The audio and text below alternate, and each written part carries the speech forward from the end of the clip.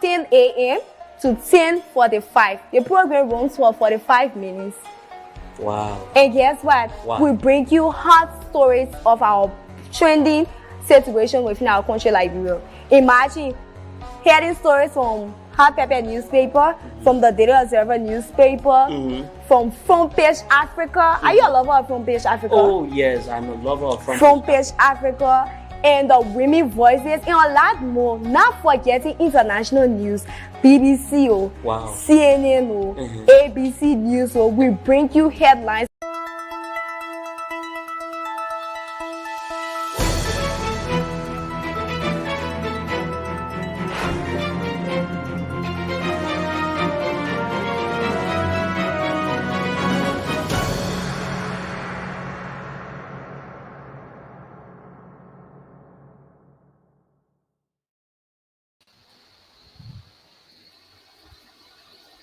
Good morning, good morning, good morning, good evening, good afternoon, wherever you're watching us from. Welcome to the daily edition of Inside the Foods Media here on Focal Online TV.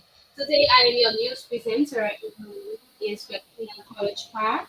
I'm here along with my co-presenter, Killing Chuba. Here, Lyndon Sofa is my co-presenter here on the daily edition of Inside the Print Media. Inside of Print Media is a platform here being run on Focal Online TV where we bring to you our news headlines and news details relating to our country, Liberia, and the world at large. So if you're watching us now or you're joining later, we encourage you to kindly share our live stream, make use of the comment section where we can interact with our viewers and notify us that you are a constant follower of Focal Online TV. Better still, we encourage you to share our link while others can get connected to Focal Online TV and be informed of the happenings in our country like you. So this morning, I'm grateful to be here and I'm kindly asking my colleague how was the weekend with him as well. Well, the weekend was actually splendid. Going to the fight.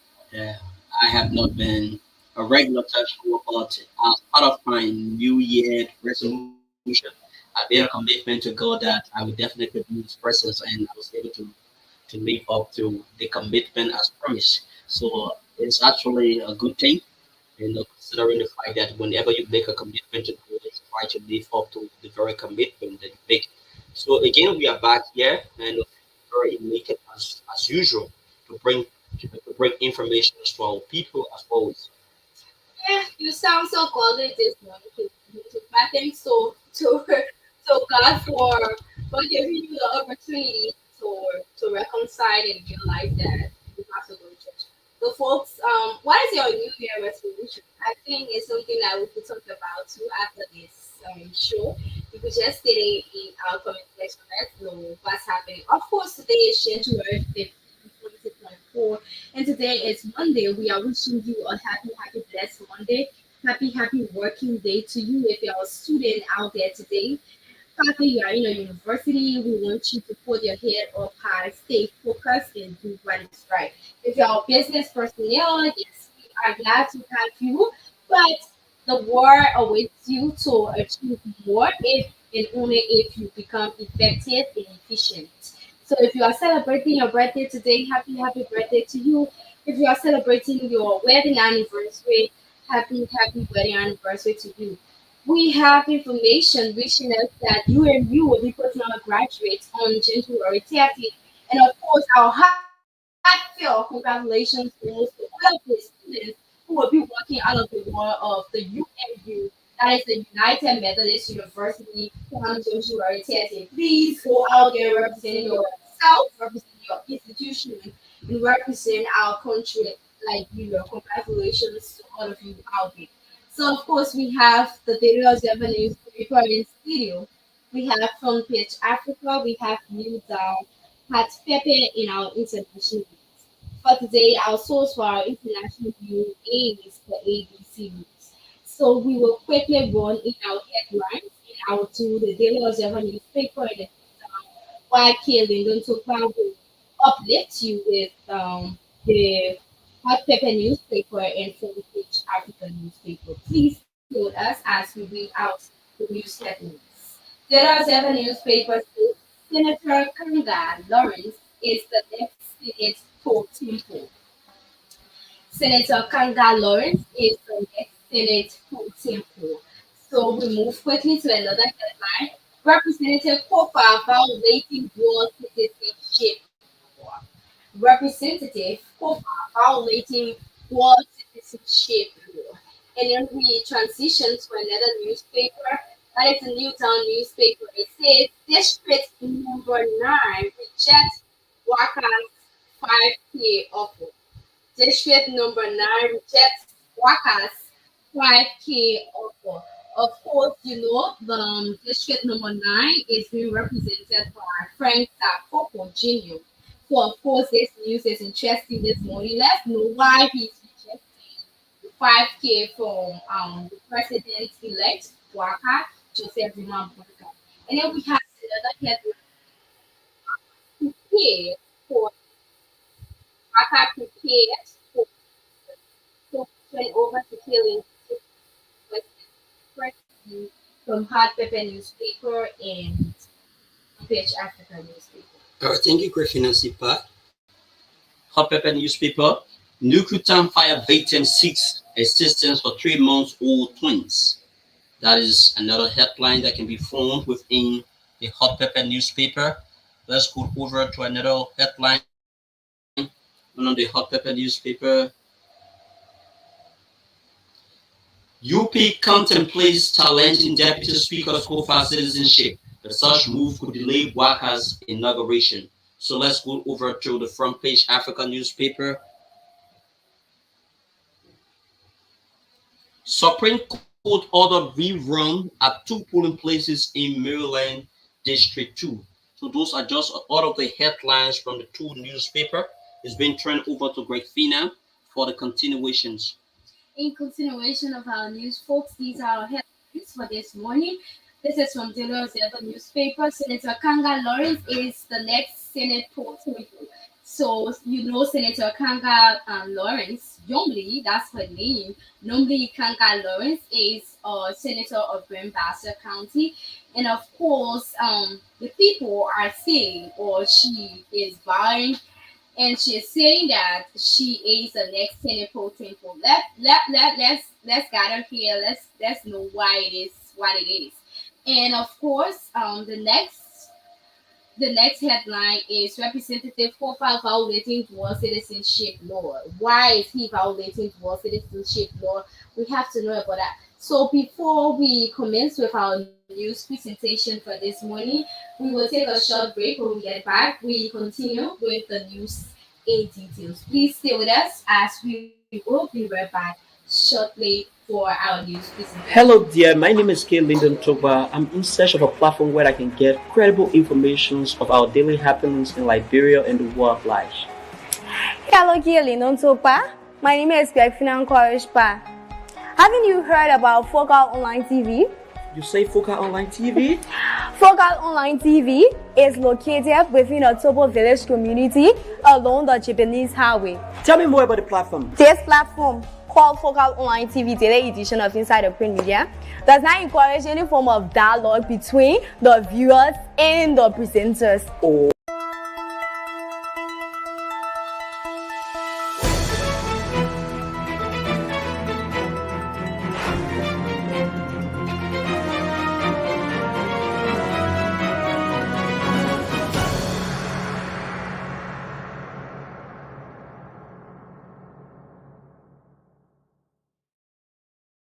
Back to Focal Online TV. Welcome back officially to the daily edition of Inside the Print Media.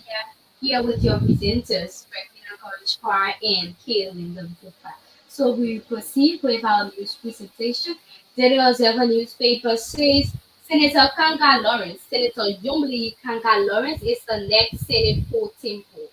Grand Bassa County Senator Yombly Kanga Lawrence is forced to be elected to the post of Senate pro tempore on a white ballot today. Impeccable sources have told the Daily Observer newspaper. After securing the support of the majority members of the Senate who have already signed a resolution Kanga Lawrence will receive the gavel today in the chamber of the Senate through a ceremonial electoral process, a reward for not only leading a campaign that ensured victory for the Unity Party alliance, but for standing with President-elect Joseph Yuma Bwaka when major allies abandoned the cause, putting his presidential ambition at risk. The inevitable victory that is expected today will put Kanga Lawrence on track to become Liberia's second female president pro tempore of the Senate. With the support of over 17 senators, Kanga Lawrence is set to achieve this historic milestone. Kanga Lawrence served as chair for the Unity Party Alliance campaign team that got Joseph Yuma Bwaka and Jeremiah Kwankun elected on November 14, 2023, and immediately declared her intention for the pro tempo seat.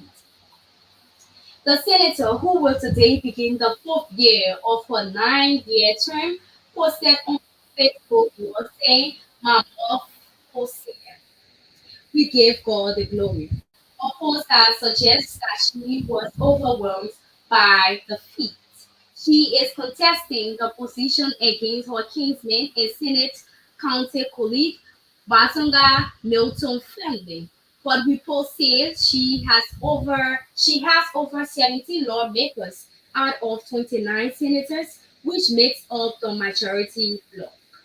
However, Friendly supporters began expressing disappointment over the weekend that their candidate had lost this bid for the post, making it clear that Kanga Lawrence had secured the withdrawal and the political clandestines to assume the position. Thus, the election of the Senate pro tempo is expected to be a necessary formality, ushering Senator Kanga Lawrence into her new role. Sano County Senator Augustine Eschien, a family supporter, said on social media, "We have lost the race for President pro tempo. Our candidate didn't make it to the finish line." He said even the party's loyal senators, who stayed opposed until late Saturday afternoon when the resolution of the Senate retreat was signed by 17 senators in support of the Kanga Lawrence, surrendered when we realized we had been conquered or that without us the deal was done. This is how we proceed with another headline on the Daily Observer newspaper. Representative Kofa violating dual citizenship law. Representative Kofa violating dual citizenship law. The leadership of the Islamic ruling establishment, the Unity Party (UP), has announced plans to file a legal suit against Grand Creek County District Number 2 Representative J. Fonati Kofa to prevent him from contesting for the speakership of the 55th legislature ahead of the election scheduled for today, January 15, 2024. The Unity Party claims that Representative Kofa holds dual citizenship of both Liberia and the United States of America, and therefore he is not qualified to hold elective public office in Liberia. Representative Kofa, who is believed to have the majority block of the 38 lawmakers ready to vote in his favor, is poised to contest against Mozzarella County District Number 11 Representative and Unity Party candidate Richard Nangwe, who has 3 lawmakers in the speakership elections today, Monday, January 15th. However, in July 2022, President George Manuel signed an amendment to the Line and Nationality Law allowing dual citizenship for Liberians, specifically of Negro descent. But under this new law, Liberian citizens with dual nationality are prevented from holding some public offices. Additionally, the law states that all Liberian citizens who are still in office hold the citizenship of another country shall not be eligible for any elective public office while still a citizen of another country.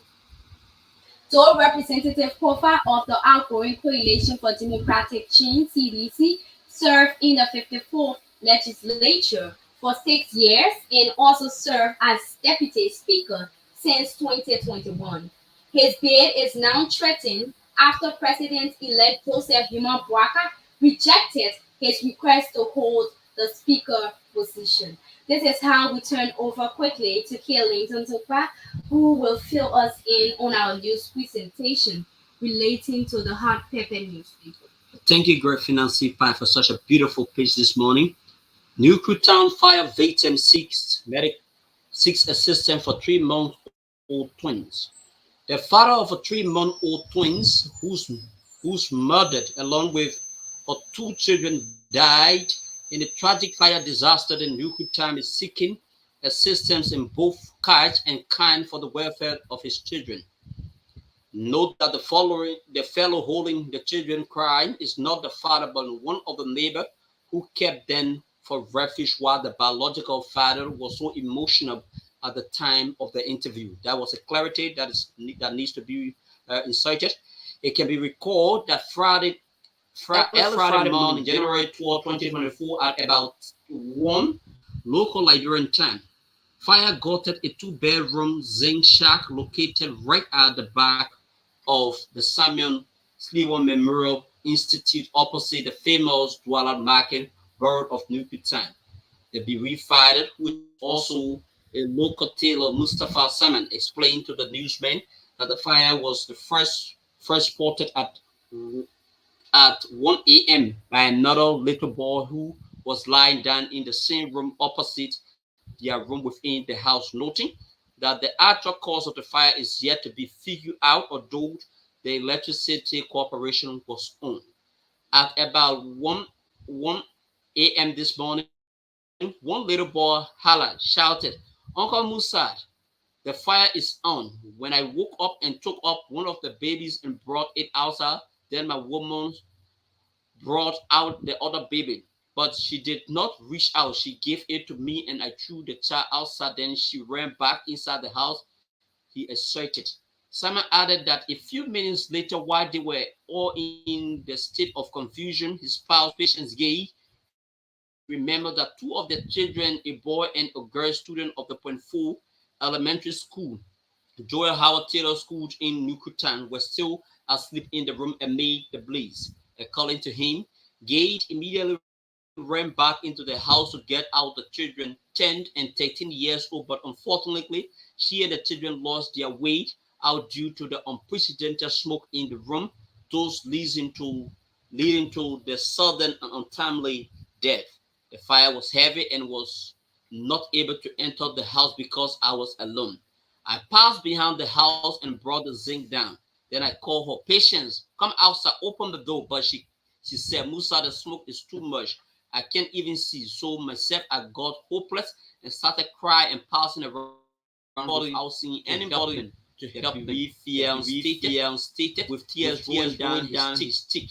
Mustafa Simon is seeking an urgent assistance both in kind and cash from the Liberian government and other humanitarian organizations across the country, and abroad to help cater to his motherless 3-month-old twins.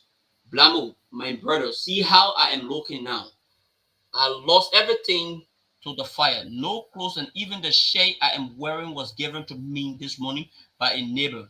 Nothing I took out of for my babies. The only clothes they had are the ones on them, he said. Simon added that the twins baby only feed on the breast milk of their now deceased mother, who was in the early 30s, terming it as the most troubling and difficult moment, especially the unforeseen health implication it may have on the children, considering the rest of the time they would be breastfed. As we speak, they are not with me, but rather they are with my sister for care because I am a man. But for now, how long will she use her personal resources? My entire tailoring machine burned. People whose clothes I am sewing to got destroyed without knowing my way out to handle this, and my strong spouse too, who was already helping the family through selling is more. My two big children died just in a day, but God knows why me. He wept, his head bowed to the ground. This is how we will sum up over to another news reading. On the media executive frown at undue harassment of Sekou Sharif. Several media executives have expressed dismayed in the Minister of Finance and Minister of Commerce and Industry Marwin G. Dees and the judicial system for ignoring the efforts of the government to decriminalize speech and promote free press over the years. Sekou Sharif, the Chief Executive Officer of Voice of Liberia, who was recently sued at the Monrovia City Magistrates Court for libel and defamations, suffer suffer legal consequences. In a release issued by the Press Union of Liberia, it was noted that on a recent business trip to Ghana, Sekou Sharif was prevented from boarding his flight by an immigration officer citing an ordering bearing from leaving Liberia due to legal dispute with Commerce Minister Marvin Dix. According to the release, despite seeking help from politicians and media contacts regarding his detention, Immigration Commissioner Robert Bode clarified that there was no travel restriction against journalist Sekou V. Sharif, allowing him to travel to Accra, Ghana.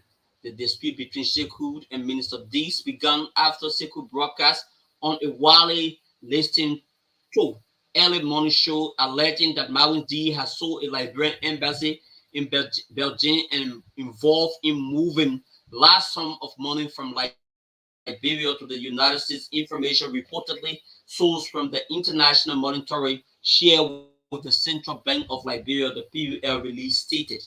This broadcast led Minister Diggs to file various charges, including criminal cohesion, blackmailing, harassment, and orderly conduct against journalist Sekou V. Sharif. Legal representative responded appropriately, and the judge ordered Sharif to report to the court on Friday of this week until the matter was resolved amicably.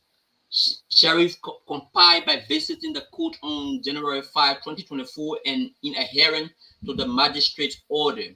However, Sharif was absent at a subsequent court hearing on Tuesday, leading to the magistrate to issue a second writ of arrest despite his legal representation being present.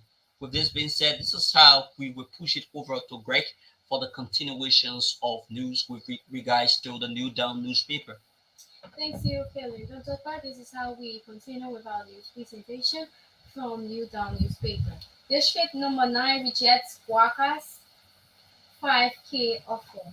District number 9 rejects Waka 5K offer.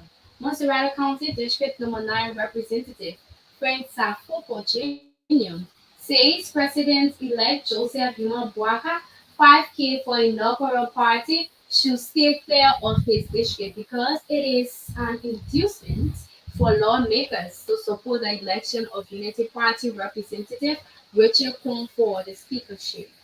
The offer was reportedly made by President-elect Bwaka recently during a meeting with lawmakers-elect and other prominent individuals at his private residence in Painesville. My district and I are categorically reject anything that smells corruption.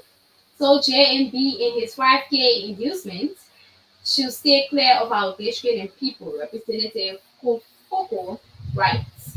In a recent announcement on his official Facebook page, the CDC lawmaker who retained his seat in the House of Representatives revealed that President-elect Bwaka during the meeting promised the sum of US 5,000 to each district in Montserrat for inaugural party if the youth candidate Representative Kwon is elected speaker. Foko also told this publication that such inducement was part of an apparent strategy to sway outgoing Deputy Speaker Fonanti Kofa of the CDC to withdraw from the race in the submission, which he deems as potential move to compromise the independence of the 55th legislature. Representative Kofa, a CDC candidate vying for the speakership has gathered significant support from among his colleagues and outside of the capital. Allegations suggest that he enjoyed sustained support from former President Ellen Johnson Sirleaf, though it is not independently confirmed. As a result, President-elect Waka, former Vice President for Madame Sirleaf for 2 terms, is exerting efforts within his means to prevent Kova, now in position, from securing the speakership, fearing that if he impaired his legislative bills, hence his rescue mission for the country. Deputy Speaker Kofa, on the other hand, has pledged independence of the 55th legislature if elected. He poses a potential threat to the incoming administration, escalating debate for the speaker position. This is how we move to another headline yet for investors. Liberian President-elect Ambassador Joseph Duma Bouaka has assured citizens that his leadership is prepared to welcome investors for the development of the country. Bouaka is due to be sworn in on 22 January 2024, taking over from outgoing President George Manawia. He won the 14 November 2023 presidential runoff election, ending Mr. Wia's 6 year of rule. In celebration of his presidential victory, Ambassador Bouaka was certificated by the National Elders Council of the Unity Party on Friday, 12 January 2024.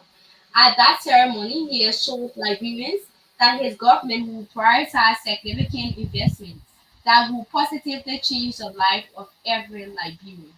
I want to thank you for this certification following my election as President elect of Liberia. I want to assure all Liberians that Liberia will be a different place under my leadership, said Ambassador Bouaka. We will prioritize investments in individuals and investors that will change the lives of everyone. We will bring the necessary jobs and development that you so desire, Ambassador Bouaka noted. President-elect Bouaka was accompanied by his wife and incoming Liberian First Lady, Madame Katumu Bouaka, and several members of his household. The auspicious occasion was held at the United Intercessory Prayer Ministry in PZU and brought together several delegates, including Unity Party National Chairman Reverend Luther Tape and scores of other partisans and well wishers of the UP. At the same time, Ambassador Bouaka expressed gratitude to Liberians and attributed his electoral success to divine favor. The incoming president emphasized a mission to rescue Liberia. He then urged the nation to continue looking up to God, asserting that their joining to the presidency was a worthy cause. He disclosed that a new chapter of Liberia has opened, and collective prayers will set the nation on the right path. After honoring service, Ambassador Bouaka extended appreciation to all who supported and prayed for Liberia's rescue, reinforcing that the idea that faith and divine intervention are integral to the nation's progress. This is how we proceed with Kelly Gunther, who will fill us in on the front page African newspaper. Supreme Court ordered rerun at two polling places in Maryland District 2. The Supreme Court of Liberia has ordered the National Elections Commission to conduct a rerun of the November 10, 2023 representative elections in two polling places, Unit Precinct Code 27020 in Old Southern Kent District Number 2, Maryland County. The Supreme Court noted that the decision of the National Elections Commission to have dismissed the chamber's contention without considering issues raised about violence by traditional people during the polling places was unfair, even though the Supreme Court noted that the election was not conducted for District Number 2, Maryland County alone, but for the Republic of Liberia, and voters were to vote for all the candidates in the various positions. The court said were 9 candidates in each political party who had poll watchers. Timber failed to produce any of these full watches to prove his claim of ballot stuffing. However, the court noted that the threat of violence by traditional people to scare away voters had a severe threat on the district's election, especially at the two polling places named in Old Southern, since there are now narrow margins. Therefore, Chief Justice Sianen Kopayo ruled that the next should conduct a rerun at two polling places, only places numbers 1 and 1 of the polling precinct 27020 in all People Soike district. According to Justice Yo, the rerun should be conducted within a strict security precinct. At the same time, the Supreme Court has ordered the NEC to set aside the results from other polling places while the rerun is being conducted at the two polling places. Old Solican is reportedly a stronghold of Mr. Anthony Williams Chambers, major contender in representative race of Maryland County number 2. He has told Front Page Africa that despite he did not expect such a ruling from the Supreme Court, he will put in place the necessary mechanisms to ensure he maintains his victory. Speaker Buffer Steamer had complained to the Supreme Court that NEC decision to dismiss claim raised about his alleged discrepancy in the Maryland County District 2 representative election in favoring Anthony Williams. He appealed to the Supreme Court to determine whether the NEC decision was legally appropriate. NEC declared Anthony Williams as the winner of the election, but in a letter dated October 23, 2023, Chambers complained to NEC that there was a discrepancy in the process, leveling several claims. He said there were strange people in the polling places after the closing period of the poll, and the polling place was also allowed to go after 10 p.m. According to Chambers, the CDC was denied participation in the final counting process, and there was violence by traditional people who unleashed the country devil. He complained to the NEC hearing officer and then the board of commissioners relative to say allegations, and a hearing was duly conducted and a ruling made in favor of Anthony Williams that Chamber had no sufficient evidence on his allegation, declaring Anthony Williams a winner. However, Chamber took an exception to the next decision and 536 count to the Supreme Court to decide. The Supreme Court, however, noted that some of the counts mentioned by Chambers in his complaint were duplicated. On the other hand, the Supreme Court further noted that from the review of the record, the NEC response provided no basis for the answer to allegation made by Representative Chambers. Nevertheless, the court says that the disappointing response of NEC is in no way giving the right of Chambers' allegation, since Chambers was under an obligation to produce substantial and cogent evidence for his allegations, and the mere allegation is not proof. With that being said, this is how we will put it over to Grifina for the continuations of this particular broadcast. So, folks, we take a short break. Right after our short break, we bring to you our international news. We want to make some technical adjustments in the video. Right after which, we will bring to you our international news shortly. Please stay with us.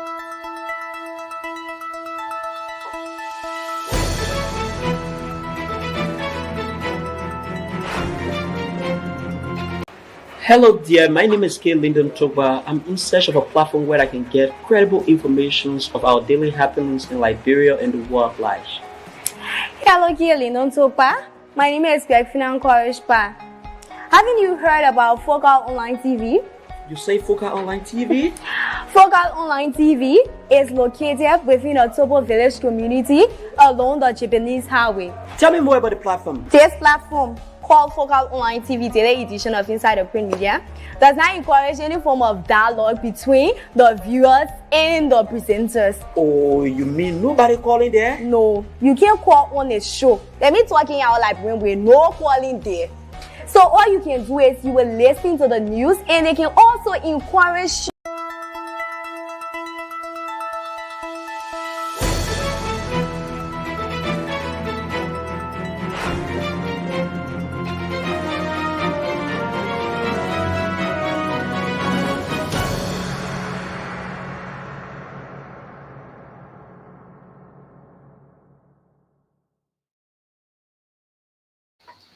Okay, welcome back, folks. Welcome back to the daily edition of Insider Print Media.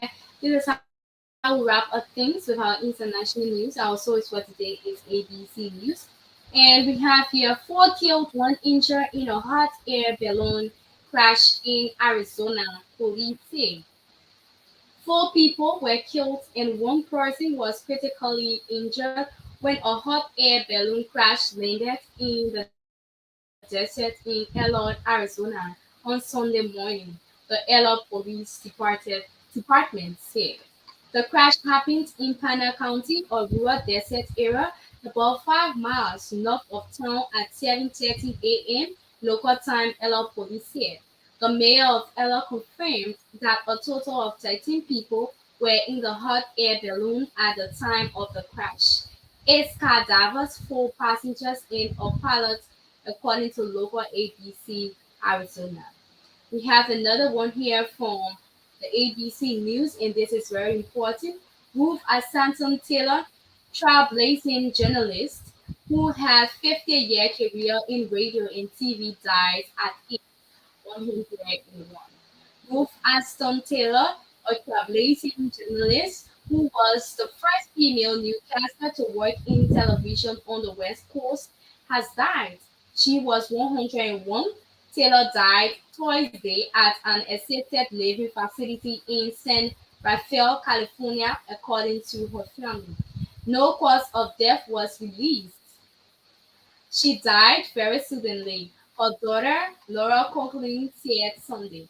Conklin said her mother was born in Long Beach in 1922 and had a career in radio and television news that spanned more than 50 years.